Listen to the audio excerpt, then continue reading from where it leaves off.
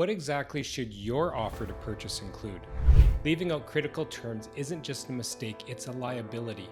Offers are not about emotion, they're legal instruments built to achieve outcomes. You need clarity, protection, and leverage embedded in every line.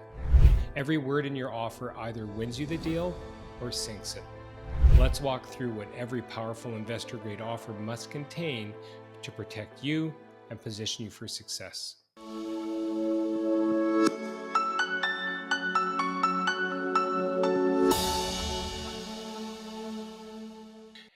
I once submitted an offer on a duplex without clarifying post condition access. And after removing conditions, I just assumed I could walk through again with contractors. But the seller refused.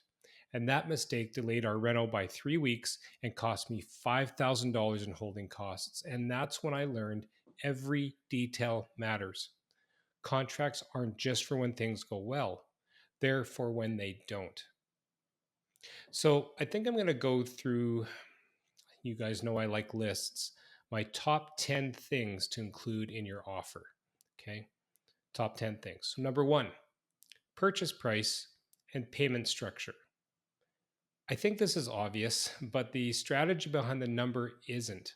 You don't always offer the max that you can pay. Instead, offer a number you think you can defend with comparables and leave room to negotiate post inspection. Now, what I'm talking about here is you want to show a position of strength. Okay. You want to show that you are a very strong buyer, and that means perhaps including proof of funds or maybe lender pre approval. When you think about a multiple offer situation, and it doesn't have to be a bidding war, you could be competing with one other group, and maybe you're offering $1,000 more, but the other side seems stronger. I know what I would choose if I were the vendor. I'd choose the stronger, even if it meant I was going to lose $1,000, because a weak purchaser could stretch things out, keep delaying, go through due diligence, get a reputation for reneging on the deal. So definitely, if it's a private deal, I would include probably an outline of how funds will be transferred and who holds the deposit in trust. If you're using creative financing, such as a VTB, a vendor takeback, maybe a second mortgage, etc., clearly explain it like in the offer of the attached Schedule A.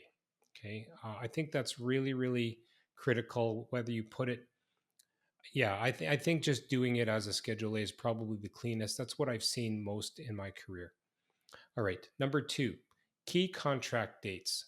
Now, there's something called a closing date. All right. And when you have a closing date, you want to balance speed with due diligence.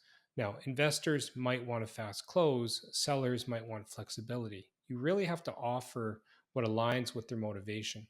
And when we're talking about speed, if you try to close too quickly, you're not going to be able to do that due diligence. And if you have way too long of a closing period, it opens the door again for that vendor to choose somebody that's a little bit easier. Maybe they want to close a little bit quicker.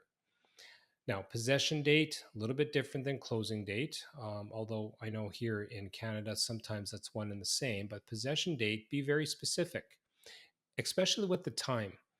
So look at a calendar. We all have our phones, and maybe you're in a coffee shop writing this offer and you choose, I don't know, 15th of the month.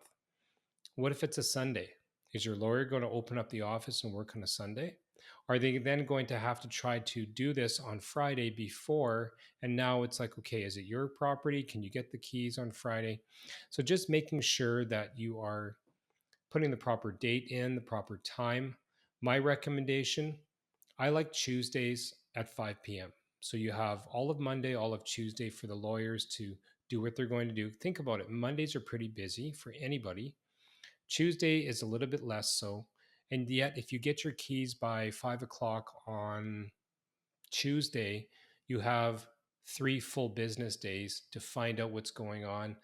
Tell your lawyer maybe there's a water leak, maybe there's something, maybe the property wasn't secured properly, or it's dirty upon possession. So really important to be very specific. Offer expiry. Okay, you don't want to leave an open-ended date here either. You want to create urgency, fear of missing out, FOMO. I would say, the average that I've seen is around 24 hours. I've seen as much as 72. I personally wouldn't go maybe 72 unless it was a commercial deal or you knew that there were mitigating circumstances that you wanted or the vendor wanted that. But yeah, 24 to 72 is typical. You wouldn't leave it open for 2 weeks. And then of course you're inviting the seller, the vendor, to entertain other offers, all while your offer is just sitting there. Okay. If you use shorter timelines in competitive markets, that could signal confidence as well. All right, number three, contingencies that protect you. So, what are we talking about here? We're really talking about subject to clauses, okay? Financing, let's say. Subject to financing satisfactory to the buyer, if your lender backs out, this clause actually protects your deposit. Inspection. Maybe you want to give yourself a window to cancel or negotiate, so you don't want to skip this. Even in bidding wars, subject to inspection is a really powerful thing. Now, that being said, if you have 5 to 10, offers on the table, are you willing to forego the inspection and put an all cash offer in because the deal is so good? So what you're really doing there is saying, I can afford to lose 5, 10, 15, 20,000 because I've got so much upside on this property. I'm willing to take a calculated risk. Generally speaking, though, I think inspection clauses are pretty standard. People expect them, but every situation is different. If you're sitting on a hot deal, you might want to be in a position to do that. Appraisal, I've seen that too. Not too often, but if you're going to be going above asking, especially maybe on a high end flip, maybe you make the deal contingent on its appraisal on supporting value. It really depends on the competition. It depends on the market and how easy you're going to be able to get this property. All right. Language. Now, I'm not a lawyer. I'm going to say that waiver here, not an accountant, not a lawyer. But I will say, from a general advice point of view, always use language like to the sole and absolute discretion of the buyer. Now, that gives you maximum control if you're doing that. But again, every jurisdiction is different. My recommendation is to go to your lawyer and your realtor and really get a bunch of good scripts that's going to help you get stronger in that area. All right, number four, due diligence language. Now, this is where most rookies mess up. You don't want to say something like buyer has 7 days for home inspection. Instead, you might want to say something like buyer has 7 business days to complete all due diligence, including but not limited to inspections, financial review, partner approvals, and professional assessments, satisfactory to their sole and absolute discretion. So this allows you to back out for any reason, and that flexibility is critical when dealing with old-fashioned or distressed properties. Now, I will say I'm giving you these clauses as sort of a best case scenario. And you want to pile in everything that you can, and then if the other party is picking apart these things or saying no, the language is too strong, it kind of tells a story in and of itself, because you might be asking, well, why are you not, what are you hiding? Why can't I put a strong clause in there? Okay. Number five, let's talk about conditions and other terms. So conditions expire when they're fulfilled. If you want access after condition removal, you're going to have to list it under other terms. For example, buyer shall have 2 post-condition walkthroughs with tradespeople and partners prior to closing. So that's one example. I once had a buyer ask for a walkthrough after condition removal, and the seller said no. Why? Because it wasn't in the contract. So don't assume that everybody's going to let you in. There are insurance considerations, and maybe the other side has something to hide. Document everything. Okay, number 6, included assets and exclusions. Included assets and exclusions.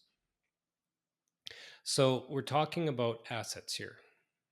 Appliances, window coverings, sheds, mirrors, other outbuildings, even things that are attached, ceiling fans. Be specific and assume nothing.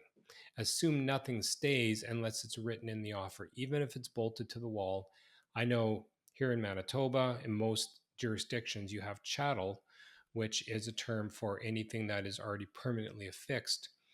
But it's better safe than sorry. If you think that there's a chance it might go or it's very valuable to you, throw it into the assets column.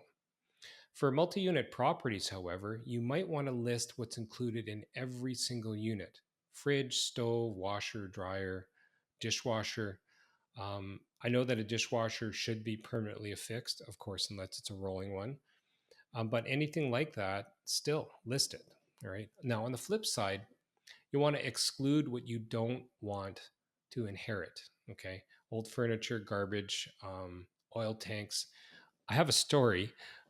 So we were working on a secondary suite conversion. So we were taking an 1,100 square foot 1960s bungalow, legal conversion to a duplex, essentially a secondary suite in the basement. Walk through the property, make an offer. Now, there was a 6 by 12 snooker table, pool table in the basement. Now, for those of you who don't play pool, just think of a pool table in a bar, stripes and solids, 8 ball or whatever. That's normally a 4 by 8, 4 feet by 8 feet. And then if you go to a snooker hall, pool hall, you might see the bigger tables at 5 by 10. But a regulation snooker table, specific game snooker, is 6 by 12. And that's what this guy had in his basement. And it was beautiful. It's probably a 100-year-old antique Brunswick. However, on possession day, the pool table was still there. My lawyer called his lawyer after I complained, and the answer came back, well, you know what? Just maybe the buyer will keep it. Well, I didn't want to keep it. Well, I wasn't sure yet. So I went out and I called my gaming company, where I had my personal pool table that I bought from. And, they said you can't really give these things away. And he said, careful, because if you do give it away, you're basically the only way to move it is around a $2,000 or $2,500 bill. Plus, they need about $600 to reset it up. Keeping in mind that this thing had it's huge, first of all, 6 by 12. And then there's 4 separate sections of Italian slate, 2 to 3 inches thick. Each section weighs about 800 pounds. So the whole thing is 3,000 to 4,000 pounds. Long story short, I told my lawyer, I don't want it. They're going to have to get rid of it. They couldn't move it either. And it was the owner's nephew that came by with a sledgehammer, no less, tried to break it apart, couldn't do that. I had to wait there all day for these guys to go to Home Depot, rent a jackhammer, and then get a bin in place. Cost them thousands to remove this table. Long story short, I stuck to my guns. And if you see anything in there, make sure you put it in the offer that it cannot be there upon possession. All right, story time's over. Number 7, earnest money and consideration. What is earnest money? Well, earnest money, a deposit, is really to show good faith. Now, I said an example before that I've seen people, and to me, these are just tire kickers, $300,000 for a property, a $5,000 deposit, which will deliver to you if you accept the offer. So they're too lazy to write a check, don't want to take the risk. Again, whatever their reason is, it's a weak offer. So the more earnest money you put down, showing that good faith shows your professionalism, shows that you're serious. And if there's multiple offers on the table, they're probably going to pick yours because you have the biggest deposit, or the fact that you actually have the foresight to put a deposit. Now, how much do you put? The amount really depends on the market. I did some research. Typically, it's 1% to 3% of the purchase price. I've always used like $5,000 or $10,000. Either way, you have to think of the psychology of it, right? I mean, if you're going to be putting down money anyways, and you really want the property, and you're trying to get it at a really good price, then you can go higher on your deposit. You might go lower on your deposit because maybe you're offering list price, or maybe you're offering, I don't know, maybe above, right? So you want to clarify also how it's held, okay? Held in trust maybe with the listing brokerage or a lawyer. Here's an important clause. Deposit to be returned in full if the buyer does not waive conditions. So you might want to put that in there too. If you miss it, what's the risk? Well, you risk losing the property, you risk losing your deposit even if you're legally allowed to. All right, number 8, broker or attorney review clause. Now, in private deals, you want to include this offer is subject to review and approval by the buyer's legal counsel within 3 business days. Now, so even if you're confident in the deal, this clause actually gives you an out and time to clarify the risks. It also shows the seller that you're professional and not reckless. All right, number 9, seller motivation and market positioning. So, what you want to do is tailor your offer structure based on the seller's situation. Are they downsizing? Maybe you want to offer a lease back for 30 days. Are they divorcing? Maybe they need a fast close with no emotional type of letters if you're doing like a private deal. Out of town landlord, maybe you offer an as is sale with clear terms because somebody who's out of town, not emotional about it, they just want to get out of the property as quickly as possible. You might also want to ask the agent or maybe the seller directly, depending on the nature of the deal and what kind of relationship you have there. What's the most important price, timing, or anything that makes it easy for them? And then you shape your offer to match that. It sounds simple because it is. Number 10, strategic offer dynamics. So, what we're talking about here is leverage versus that balance of presentation. So, I think professionalism really gives credibility. All right. That's one of the 4 or 5 C's of applying for credit. And so using schedules to organize your terms is a really, really good idea because then you have your core offer and you've got maybe Schedule A for inspection, Schedule B for financing, Schedule C for contractor visits. I mean, it makes your offer look easier to read. It looks more professional. And again, the more professional you are, the easier it is probably to get something accepted. But there is another reason that I'd want you to do that. Even if you're buying a property off of a buddy or a neighbor or an uncle, if you put it on your standard offer template, and maybe it's a case where you need to go for private financing. Well, now that you've got it on a professional offer instead of a handwritten napkin, then that offer goes to your private financing person and they look and they see that you're a pro. And as you know, with private financing, it's not usually any kind of credit checks. It's usually a gut check. They drive by the property. If you're a good operator, they're just going to say yes. So on professionalism, you want to use clean formatting, no typos, absolutely no typos. And you want to show you're serious. Maybe you include a brief deal summary, if the offer is complex. Now, if you're in a bidding war, you might want to put an escalation clause in here. This you might find this interesting. This one, check this out. Buyer will increase their offer by $2,000 above the highest competing offer, up to a maximum of whatever dollars. So essentially, it's kind of like an auction. You're putting in a reserve bid. I've never done this before, but as I was doing research on what to teach you guys today, I thought that was really interesting. I'm going to repeat that for those that are maybe in the car listening on Spotify. Buyer will increase their offer by $2,000 above the highest competing offer, up to a maximum of X dollars. But you only want to use these escalation clauses when you're comfortable with the upper limit on that. All right, to summarize, we've given you 10 really good things to put into your offers. And I would say your offer to purchase is your battlefield strategy. Every clause, every condition, every term exists to either protect you or position you to win.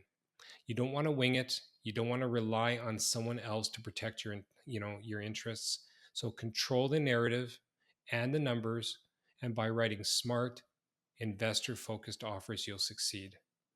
So if you want to get access to our legal clauses toolkit, our legal clauses vault, register for any of our free webinar series where I'm going to break all of those types of things down live.